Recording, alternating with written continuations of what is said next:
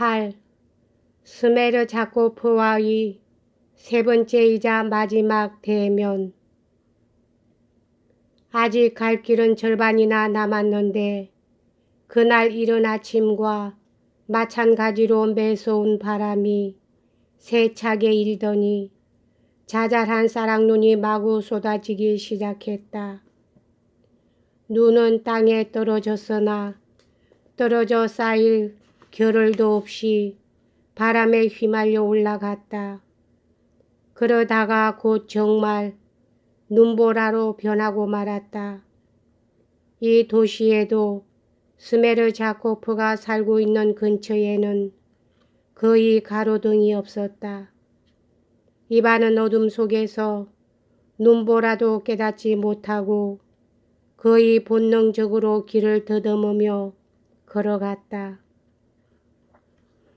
머리가 빨개질 듯이 아프고 관자놀이가 욱신거렸다. 손목이 경련을 일으키고 있는 걸 느낄 수 있었다. 마리아의 집이 가까워졌을 때 난데없는 주정뱅이 한 사람을 만났다. 누덕누덕 기운 외투를 걸친 키가 작은 농부였는데 비틀비틀 걸어오면서 투덜투덜 중얼거리기도 하고 욕지거리를 퍼붓기도 했다. 그러다가 갑자기 욕설을 그치더니 이번에는 쉰 목소리로 노래를 부르기 시작했다. 아, 반가는 삐째르로 떠나갔네. 나는야 그까진 놈 기다리지 않을 테야. 그러나 그는 번번이 이 둘째 기절에서 노래를 그치고 다시 누군가의 욕설을 퍼붓고는 갑자기 또 같은 노래를 부르기 시작하곤 했다. 이반은 전혀 그럴 이유도 없었는데 아까부터 이 농부에게 무서운 증오를 느끼고 있었다. 이었고 그것을 똑똑히 의식했다. 그러자 벼랑간 농부의 머리에 주먹을 한 대 갈겨주고 싶어졌다. 마침 그때 두 사람은 서로 스치고 지나갔다. 그 순간 농부는 크게 비틀거리더니 힘껏 이반에게 부딪혔다. 이반은 거칠게 그를 떠다 밀어버렸다. 농부는 밀려나가 얼어붙은 눈 위에 통나무처럼 나가 떨어지더니 단지 한번 오 하고 병자처럼 신음소리를 냈을 뿐 그대로 조용해졌다. 이반이 한 걸음 다가가 보니 그는 반드시 드러누워 꼼짝도 않고 기절해 있었다. 얼어 죽겠군. 이반은 이렇게 생각하고 다시 스메르자코프의 집을 향해 걷기 시작했다. 그가 현관 방에 들어서자 마리아가 촛불을 들고 달려나와 문을 열었다. 그리고 파벨 펴도로비치 즉 스메르자코프가 중병에 걸려 있으며 그렇다고 누워있는 것은 아닌데 거의 제정신을 잃은 모양으로 차를 달라고 시켜놓고 마시지도 않는다고 그에게 소곤거렸다. 그래, 난폭하게 설치기라도 하나 하고 이반이 거칠게 물었다. 아니요, 전혀 그렇지는 않습니다. 매우 얌전합니다. 다만 너무 오래 얘기를 하지 말아주세요. 하고 마리아는 부탁했다. 이반은 문을 열고 방 안으로 한 걸음 내디뎠다.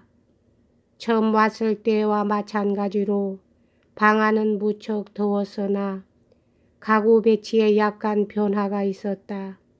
벽 앞에 있던 벤치가 하나 없어지고 그 대신 마호가니를 본떠 헌 가죽을 입힌 큼직한 긴 의자가 놓여 있었다.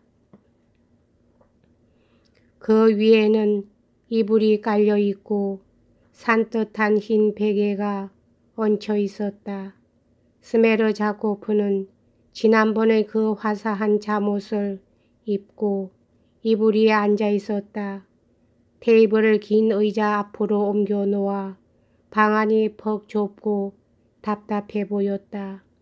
테이블 위에는 노란 표지를 댄 두꺼운 책이 얹혀 있었으나 스메르자코프는 그것을 읽고 있는 것이 아니고 그저 멍청하니 앉아서 아무것도 하지 않고 있는 듯 했다. 그는 태연하게 말없는 눈초리로 이반을 맞이했다. 보아하니 이반이 찾아온 것을 조금도 놀라워하지 않는 것 같았다. 그는 얼굴이 완전히 변해서 무척 여의어 누렇게 되어 있었다. 눈은 푹 꺼지고 아래쪽에는 푸른 빛마저 띄고 있었다. 정말 아픈 모양이구나. 이반은 걸음을 멈추었다. 난 오래 방해하지 않을 테니까 외투도 안 벗겠다. 어디 앉을까? 그는 테이블의 반대쪽으로 돌아가서 의자를 끌어당겨 앉았다. 왜 잠자코 바라보기만 하나? 나는 다만 한 가지 너에게 물어볼 것이 있어서 찾아왔어. 내 솔직한 대답을 듣기 전에는 절대로 돌아가지 않을 참이다. 언젠가 까테리나 아가씨가 여길 찾아왔었지. 스메르자코프는 여전히 조용히 이반을 바라보며 입을 다물고 있더니 갑자기 한쪽 손을 흔들고 얼굴을 돌려버렸다. 왜 그래? 하고 이반이 소리쳤다. 아무것도 아닙니다. 아무것도 아니라니. 예, 왔었습니다. 하나 아무려면 어때요? 돌아가 주십시오. 아니, 안 돌아간다. 언제 왔었는지 말해. 난 그 여자를 생각하는 그조차 잊어버렸어요. 스메르자코프는 경멸하듯 빙그레 웃더니 갑자기 다시 이반 쪽으로 고개를 돌려 일종의 미칠 듯한 정오의 눈초리로 그를 응시했다. 그것은 한 달 전에 만났을 때와 같은 눈초리였다. 보아하니 도련님도 편찮으신가 보군요. 얼굴도 살이 쭉 빠지고 안색도 형편없네요. 하고 그는 이반에게 말했다.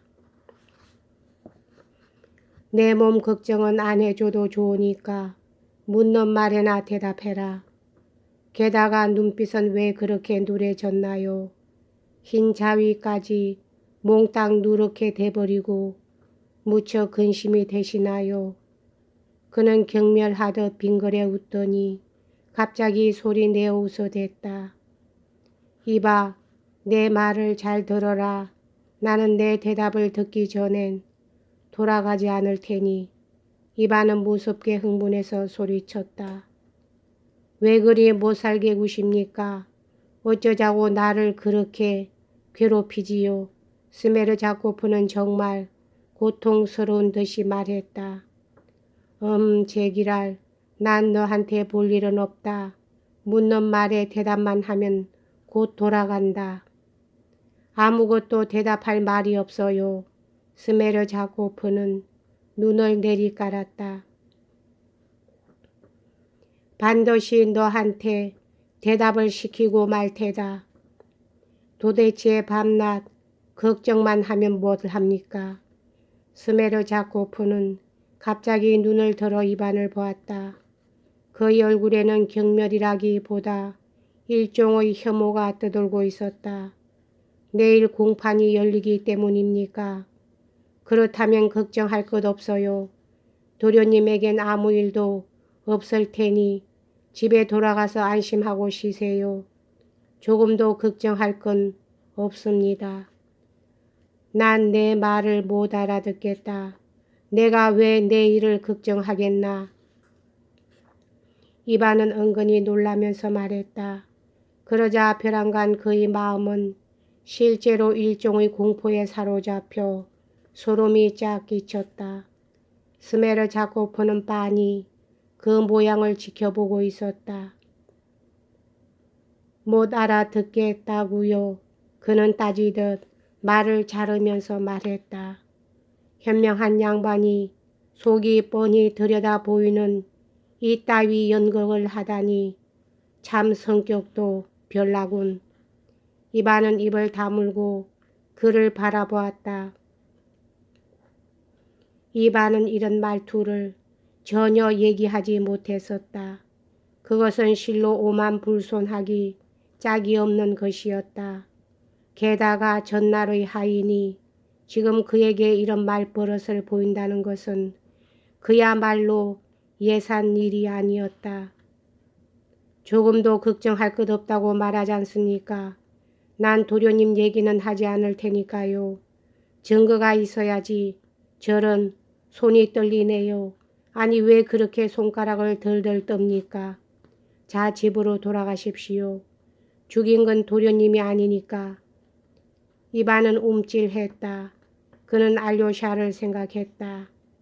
내가 아니란 건 내 자신이 안다 하고 그는 중얼거렸다. 그럼 알고 계시나요? 다시 스메르자코프가 상대편의 말을 받아서 말했다. 이반은 벌떡 일어나서 스메르자코프의 어깨를 움켜잡았다. 죄다 말해라. 이 독벌레 같은 놈아.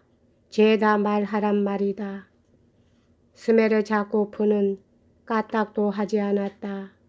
그는 그저 광적인 증오에 찬 눈으로 입안을 뚫어져라 쏘아볼 뿐이었다. 여기까지 하겠습니다.